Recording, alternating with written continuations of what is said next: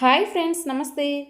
ఈరోజు మన వీడియోలో గులాబ్ జామున్ ఎలా తయారు చేసుకోవాలో చూపించబోతున్నాను. ఈ గులాబ్ జామున్ తయారు చేసుకోవడం కోసం నేనైతే ఇక్కడ 200 గ్రామ్స్ ప్యాకెట్ తీసుకున్నాను. మీకు కొలత తెలియడం కోసం ఈ ప్యాకెట్లో ఉన్న పిండిని నేను కప్పులో వేసి చూపిస్తున్నాను. నాకైతే ఈ ప్యాకెట్లో ఉన్న పిండి మొత్తం 1.5 కప్పు అయితే అయ్యింది. సో అన్ని కొలతలు కూడా నేను 1.5 కప్పు పిండికి అనేది నేను చూపించబోతున్నాను. 1.5 కప్పు పిండికి హాఫ్ కప్పు కాచి చల్లార్చిన పాలు పడతాయి. కంప్లీట్గా పాలతోనే మిక్స్ చేసుకుంటే టేస్ట్ బాగుంటుంది. మీ దగ్గర పాలు లేకపోతే కొంచెం పాలు కొంచెం నీళ్ళైనా యూస్ చేయొచ్చు, పాలు తక్కువ ఉంటే. లేకపోతే కంప్లీట్ వాటర్తో అయినా కలుపుకోవచ్చు. కాకపోతే పాలతో అయితే టేస్ట్ బాగుంటుంది. స్లోగా వేళ్ళతోనే ఈ పిండిని అనేది మనం కలుపుకోవాలి, గట్టిగా రఫ్ చేయకూడదు. చివరిలో కొంచెం ముద్దలాగా అయిన తర్వాత ఒక స్పూన్ నెయ్యి కూడా అప్లై చేసుకుని కొంచెం కలుపుకోవాలి. బాగా రఫ్ చేస్తే పిండి అనేది మంచిగా ఫామ్ అవ్వదన్నమాట. సో మొత్తం కలిపి కాసేపు పక్కన పెట్టుకోండి. మీకు పిండి కొంచెం పలసనైనట్టు అనిపిస్తే కొంచెం ఎక్కువసేపు అనేది పక్కన పెట్టుకుంటే ఆ పిండి ముద్ద అనేది దగ్గర పడి మనకి రౌండ్ బాల్స్ చేసుకోవడానికి అనేది పర్ఫెక్ట్గా ఉంటుంది. పిండి కలిపి పక్కన పెట్టేసి ఆ పిండి నానే లోపల నేనైతే ఇక్కడ పాకానికి చూపించబోతున్నాను. పంచదార 3 కప్పులు, అదేవిధంగా నీళ్లు కూడా 3 కప్పులు తీసుకున్నాను. స్వీటు ఎక్కువగా తినము అనుకున్నవారు 2.5 కప్పు పంచదార తీసుకోండి, సరిపోతుంది. వాటర్ అయితే సేమ్ తీసుకోండి. ఈ పంచదార కలిపిన నీళ్ళు పక్కన రెడీగా ఉంచుకోండి, అప్పుడే స్టవ్ వెలిగించే అవసరం లేదు. అదేవిధంగా ముందుగా నానబెట్టిన పిండిని కూడా చూద్దాం. నాకైతే పర్ఫెక్ట్గా అయ్యింది. ఈ పిండి ముద్దని మీకు వెళ్ళదీసి చూపిస్తున్నాను. మధ్యలో ఎయిర్ ఫామ్ అయ్యి గ్యాప్స్ చూసారు కదా ఎలా వచ్చిందో.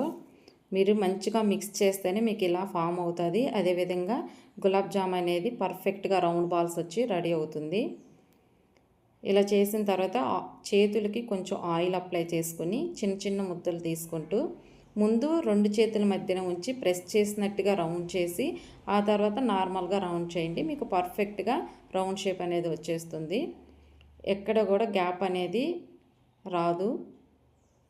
మీకు ఎక్కడైనా కొంచెం పగిలినట్టుగా వస్తున్నాయంటే మీరు పిండి అనేది గట్టిగా కలిపినట్టు.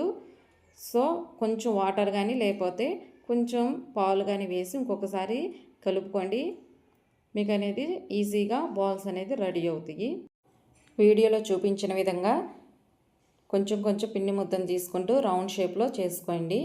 ఇవి కొంచెం చిన్నగానే చేయండి. మనము పంచదార పాకంలో వేసినాక ఇంకొంచెం పెద్దగా అవుతాయి కాబట్టి ముందే పెద్దగా చేసుకుంటే ఆ తర్వాత ఇంకా ఎక్కువ పెద్దగా అవుతాయి. సో చూసుకుని మీడియం సైజులో మీరు అనేది ఈ రౌండ్ బాల్స్ చేసుకోండి. నేనైతే ఇక్కడ సగం చేసి పక్కన పెట్టుకున్నాను.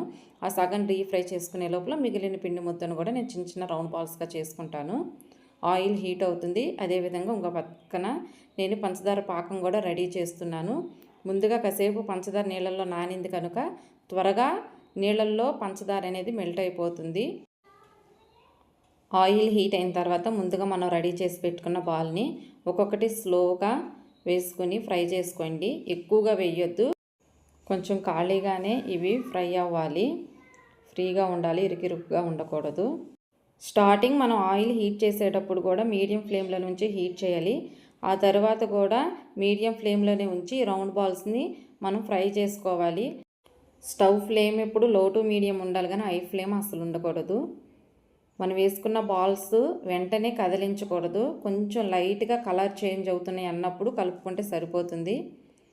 ఇక్కడ ఇంకో పక్కన చూశారు కదా, పంచదార అంతా మెల్ట్ అయిపోయింది. ఇప్పుడు కొంచెం ఫ్లేవర్ కోసం యాలకుల పొడి కూడా వేసుకుందాము. నేను ఒక పక్క ఈ రౌండ్ బాల్స్ ఫ్రై చేస్తూ మరొక పక్క పాకం రెడీ చేస్తున్నాను. మీకు కావాలంటే ముందు పాకం రెడీ చేసుకుని తర్వాత ఫ్రై చేసుకోవచ్చు. వీడియోలో చూపిస్తున్న విధంగా ఆయిల్లో కొద్ది కొద్దిగా వేసుకొని వేసిన వెంటనే కలపకుండా కాసేపు ఉంచి కొంచెం కలర్ చేంజ్ అయిన తర్వాత మధ్య మధ్యలో కలుపుకుంటూ 2 వైపులా మంచిగా ఫ్రై అయ్యే విధంగా ఈ రౌండ్ బాల్స్ అనేది ఫ్రై చేసుకోవాలి. ఇంకో పక్కన పంచదార నీళ్లు కూడా మరుగుతున్నాయి కదా, ఇక్కడ మనకి పాకం ఏం రానవసరం లేదండి. జస్ట్ కొంచెం జిగురు ఫామ్ అయితే సరిపోతుంది. నాకు ఇంకా జిగురు ఫామ్ అవ్వలా, ఇంకొంచెం సేపు ఉంచాను నేను. చూసారు కదా, ఇంకో పక్కన ఈ రౌండ్ బాల్స్ అనేది మంచిగా ఫ్రై అయినాయి.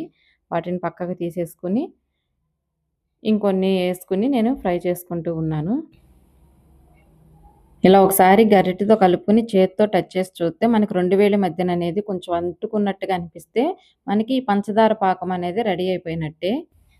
పాకం రెడీ అయిపోయిన తర్వాత స్టవ్ ఆఫ్ చేసుకొని ముందుగా ఫ్రై చేసి పెట్టుకున్న ఉండలన్నీ గూడా పాకంలో వేసుకుంటే అవి కొద్దిసేపటికి ఆ ఫ్లేవర్ అంతా అబ్జర్వ్ చేసుకొని స్వీట్‌గా, సాఫ్ట్‌గా అనేది మనకి మారి చాలా టేస్టీగా రెడీ అవుతాయి. ఇలా రౌండ్ బాల్స్ అన్నీ కొద్ది కొద్దిగా ఫ్రై చేసుకుంటూ పక్కనున్న పాకంలో వేసుకుంటే మనకి గులాబ్ జామ్ అనేది రెడీ అయిపోతుంది. ఆల్రెడీ నాకు ఒక పక్క రెడీ చేస్తుంటేనే హాఫ్ గిన్నె అనేది మా ఇంట్లో వాళ్ళు ఖాళీ చేసేసారు. గులాబ్ జామున్ అయితే చాలా పర్ఫెక్ట్‌గా కుదిరింది. వీడియోలో చూస్తుంటే మీకే అర్థమవుతుంది కదా! టేస్ట్ కూడా చాలా బాగుంది. ఒకసారి ఈ ప్రొసీజర్‌లో మీరు ట్రై చేసి నాకు కామెంట్ చేయండి. వీడియో నచ్చితే లైక్ చేసి సబ్స్క్రైబ్ చేసుకోండి.